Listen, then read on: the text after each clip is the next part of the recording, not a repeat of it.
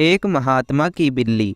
एक बार एक महात्मा जी अपने कुछ शिष्यों के साथ जंगल में आश्रम बनाकर रहते थे। एक दिन कहीं से एक बिल्ली का बच्चा रास्ता भटककर आश्रम में आ गया। महात्मा जी ने उस भूखे प्यासे बिल्ली के बच्चे को दूध रोटी खिलाया। वह बच्चा वहीं आश्रम में रहकर पलने लगा। लेकिन उसके आने के बाद में महात्मा जी को एक समस्या उत्पन्न हो गई कि जब वे साइकिल ध्यान में बैठते तो वह बच्चा कभी उनकी गोद में चढ़ जाता, कभी कंधे या सिर पर बैठ जाता। तो महात्मा जी ने अपने एक शिष्य को बुलाकर कहा, देखो, मैं जब साइकिल में ध्यान पर बैठूं, उससे पूर्व तुम इस बच्चे को दूर एक पेड़ से बांध आया करो।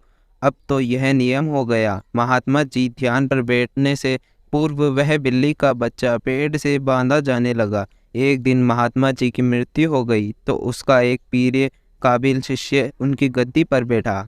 वह भी जब ध्यान पर बैठता तो उससे पूर्व बिल्ली का बच्चा पेड़ पर बांधा जाता। फिर एक दिन तो अनर्थ हो गया। बहुत बड़ी समस्या आ खड़ी हुई कि बिल्ली ही खत्म हो गई। सारे शिष्यों की मीटिंग हुई। सबने विचार विमर्श किया कि बड़े महात्मा जी जब तक बिल्ली पेड़ से न बांधी जाए तब तक ध्यान पर नहीं बैठते थे। अतः पास के गांव से कहीं से भी एक बिल्ली लाई जाए। आखिरकार काफी ढूंढने के बाद एक बिल्ली मिली, जिसे पेड़ पर बांधने के बाद महात्मा जी ध्यान पर बैठे।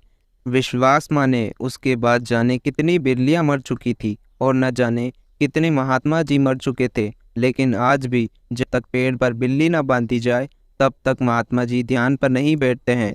कभी उनसे पूछो तो कहते हैं, यह तो परंपरा है, हमारे पुराने सारे गुरुजी करते रहे। वे सब गलत तो नहीं हो सकते। कुछ भी हो जाए, हम अपनी परंपरा नहीं छोड़ सकते।